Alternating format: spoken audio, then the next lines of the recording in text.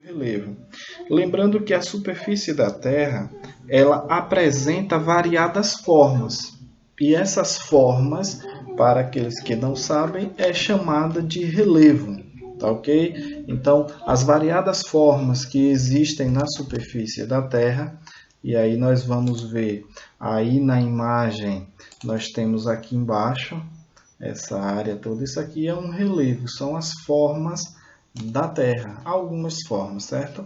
As formas do relevo elas são criadas, modificadas, destruídas e recriadas por uma poderosa dinâmica, uma dinâmica que interfere e não perde a sua importância e a sua força diariamente, até mesmo porque a força, a energia que faz com que esses agentes atuem é o calor, seja o calor do Sol nos agentes externos, os agentes externos, essa força virá do calor do Sol, e os agentes internos, nós vamos ter aí como essa força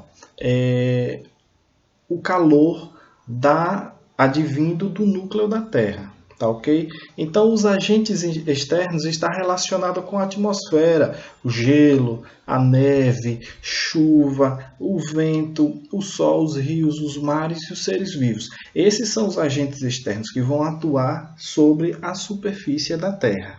Tá ok? E os agentes internos estão associados à movimentação das placas tectônicas, são os abalos sísmicos, o vulcanismo, o tectonismo. Então, esses são os agentes que vão atuar sob forte pressão, altíssima temperatura do núcleo da Terra. Pressionando aí faz com que haja alguns movimentos e esses movimentos vão atuar na criação do relevo terrestre. As placas tectônicas e a constante transformação do planeta. As placas tectônicas são blocos gigantescos de rocha, estão aí as placas, com muitos quilômetros de altura que formam a crosta terrestre e eles vão deslizando umas sobre as outras. Por exemplo, aqui nós temos a placa sul-americana, que é a placa onde o Brasil está, ela se encontra com a placa africana, que é outro bloco gigantesco. Observe os tamanhos desses blocos aqui e elas estão em constante movimento, uma se afastando da outra, tá ok? E estão todos esses blocos rochosos, estão formando aí a litosfera e estão sob um substrato pastoso chamado de magma. Esse magma está lá no manto e as placas tectônicas estarão sobre esse substrato pastoso, certo?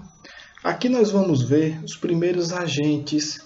O primeiro agente interno, que é o abalo sísmico. Né? Muitos conhecem como o terremoto. Quando ele ocorre, o foco dele ocorre na Terra, ele é chamado de terremoto. Quando o foco dele ocorre no mar, ele se chama maremoto. Mas o nome dos dois ele é chamado cientificamente como abalo sísmico. Independente de onde ele ocorra, seja na terra, seja no mar, ele é um abalo sísmico. E o abalo sísmico eles são ondas sísmicas ou um choque muito forte que ocorre entre essas placas e vai irradiar essas ondas, e essas ondas fará com que haja vibrações sobre a crosta terrestre, e aí essa vibração vai fazer com que esses blocos rochosos eles vibrem, provocando assim o abalo sísmico. Esse abalo sísmico ele é medido por uma escala chamada escala Richter. E essa escala ela vai medir a intensidade desse abalo. E essa escala ela vai de 1 a 10.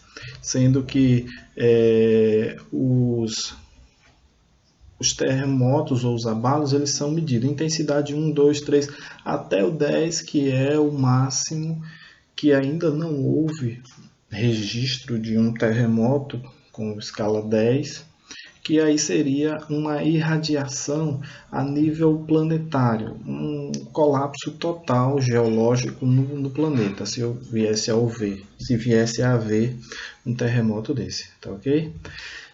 E aí nós temos a incidência dos mais intensos terremotos existentes no mundo. Já existiram muitos terremotos catastróficos com intensidade 8, 7, né? Nós podemos ver aqui, ó, os locais de ocorrência desses terremotos sempre será no encontro de placas, certo?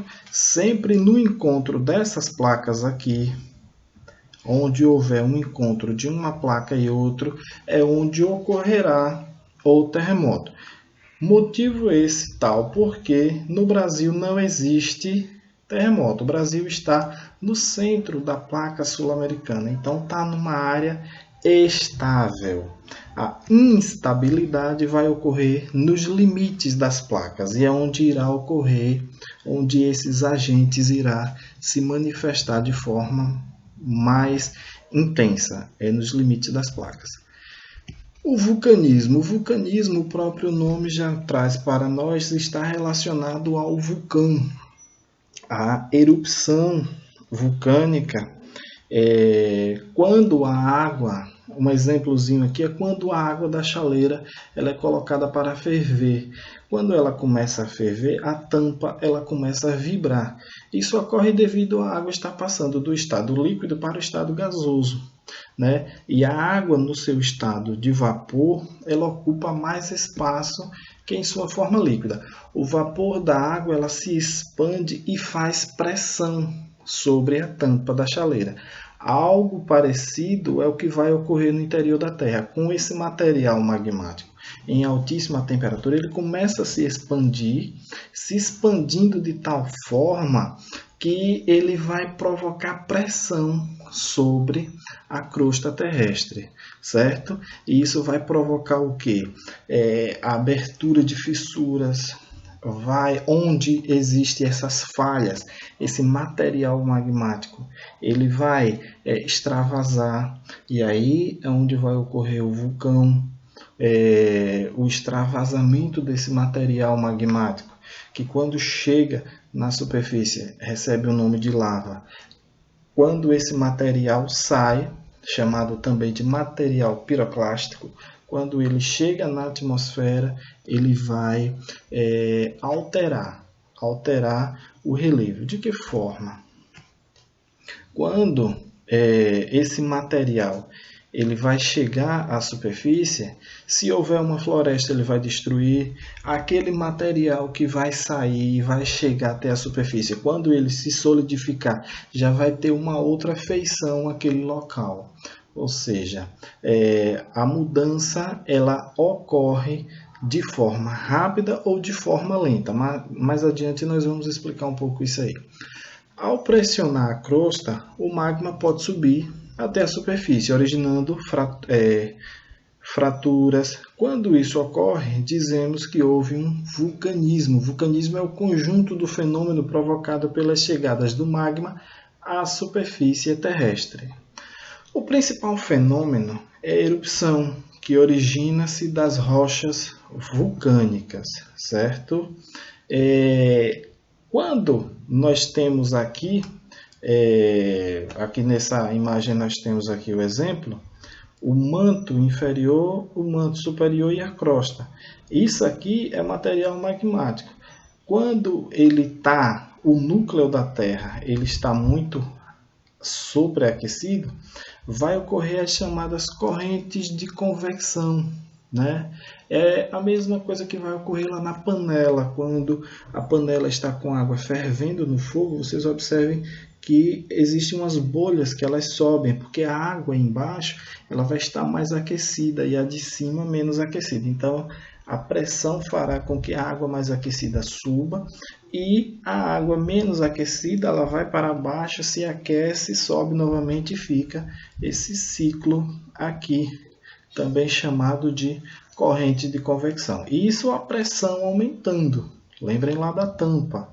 E aí, quando ela encontra uma fissura, aqui extravasa esse material para fora e aí forma um vulcão.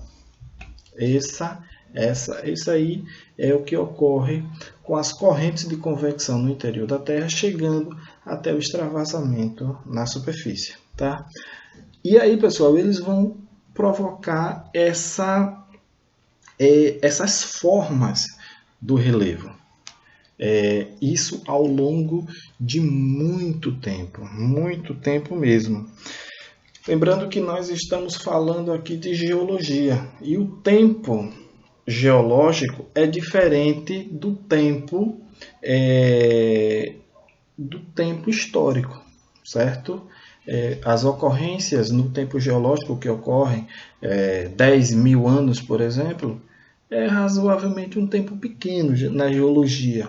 Então, se vai ocorrer de forma rápida, aí nós temos 100 anos, 50 anos, é algo rápido. Para a geologia é muito rápido. Já o tempo histórico não é. Então, o tempo geológico e o tempo histórico são tempos diferentes. Mas as formas do relevo, elas são esculpidas com o tempo geológico, medidas com o tempo geológico. E as principais dessas formas do relevo aí são as montanhas, os planaltos, as planícies e as depressões. Mas nós temos outras formas aqui, ó. Nós temos a serra, né? A serra está aqui, ó. Nós temos também a cordilheira, que a cordilheira é um conjunto de montanhas, observa aqui, ó. Montanha é quando ela está aqui sozinha. Cordilheira é quando existe mais de uma. Tá ok? Nós vamos ter aqui essas outras também. A península, a costa, arquipélagos, ilhas. Tudo isso vai ser formado por esses agentes. E uma ilha, pessoal? O que é uma ilha? Devemos lembrar, pessoal... muita gente fala da ilha. A ilha é uma faixa de terra pequena rodeada lá no meio do mar. O relevo que existe aqui, pessoal, na superfície, ele existe também aqui dentro do mar. Então nós podemos entender que a ilha, na verdade, pode ser o cume de uma montanha, né? O cume da montanha aqui que não foi submergido. Aí viria a ser uma ilha nessa região, tá ok? Então, essas são aí as principais formas de relevo que nós vamos trabalhar, essas 4. E aí nós vamos ter agora, pessoal, os agentes externos. Os agentes internos nós já vimos, é o vulcanismo, abalos sísmicos e as tectonismo, que não vai ter agora, nós não vamos falar, nós vamos falar mais na frente. E agora nós vamos aos agentes externos. Quais são os agentes externos? O vento é um agente externo do relevo. A água, a ação humana é um agente externo do relevo. Nós temos também aí a ação, além da ação humana, além da ação da água, além da ação do vento, nós vamos ter a ação dos animais também, tá ok? Então, o que é que os agentes externos do relevo eles fazem? Eles modelam, certo? Os agentes internos, eles constroem, eles modificam. E os agentes externos, eles irão modelar, irão esculpir, irão polir esse relevo que foi criado outrora pelos agentes internos. Tá ok? Eles são também chamados de agentes modeladores. E os agentes internos chamados de agentes formadores. Tá ok? Aí nós temos aqui, ó, a lava quente derretida, né? Que quando chega a se solidificar, se transforma em rocha. E aqui nós temos uma rocha, uma formação rochosa erodida. Erodida é trabalhada. Esse processo de erosão é o processo de desagregação de minerais. Na próxima aula nós vamos ver um pouco aí quando nós formos falar de rochas. E a ação dos ventos. Os ventos eles irão modelar. É um agente modelador do relevo, atua mais intensamente em espaços amplos, abertos, como desertos, praias. E o que é que esses ventos irão formar? As dunas são formadas a partir da ação do vento, né? Transportando os grãos de areia de um local para outro. E esses grãos de areia, quando eles são transportados, eles irão sendo polidos, irão polindo também outras rochas que haja no caminho, né? Se há um local aberto que o vento passa com facilidade, vocês podem observar nas rochas que elas são polidas, trabalhadas. Isso não ocorre da noite para o dia, isso ocorre ao longo de milhões de anos, certo? Então, o vento é um agente modelador do relevo. A ação erosiva do vento recebe o nome de ação eólica. O vento pode produzir, transportar e depositar sedimentos, né? Esses sedimentos, o que são sedimentos? Sedimentos são os resquícios das rochas ou as partículas da decomposição dos seres vivos. Podemos observar, por exemplo, a areia. A areia é um sedimento. Ali, toda aquela areia já foi parte de uma rocha, que essa rocha ela foi erodida. E aí existe algumas partículas maiores, outras menores. Então, todo aquele conjunto ali é chamado de sedimento, certo? E onde existe muito desses sedimentos é chamado de bacia sedimentar, é um depósito sedimentar, tá ok? Seja numa bacia, seja ao longo do leito de um rio, seja na margem de um rio, numa foz ou numa praia, é um depósito de sedimentos, tá ok? A ação do vento produz formatos interessantes aí na superfície da Terra. Ó, vocês podem observar isso aqui. Ó, isso aqui já foi uma rocha inteira, mas agora com a ação eólica houve esse formato aí. Ó. A ação das águas. A água é um importante agente de transformação do relevo, provocando diferentes formas de erosão, seja pela chuva, que aí é chamado de erosão pluvial, ou seja pelos rios, a chamada erosão fluvial. Tá? Tudo isso vai ser a atuação da água. E a água é chamado de... Esse processo de erosão da água é chamado de erosão química, certo? A erosão provocada pelos ventos é eólica. Provocada pela água, seja a água da chuva, seja a água do rio, seja a água do mar, ela é química, tá ok? Pelo mar, a erosão marinha acontece quando as águas do mar batem ou se chocam nas rochas da linha de costa ao transportar os sedimentos em direção à praia. O mar auxilia no processo de construção do relevo também, certo?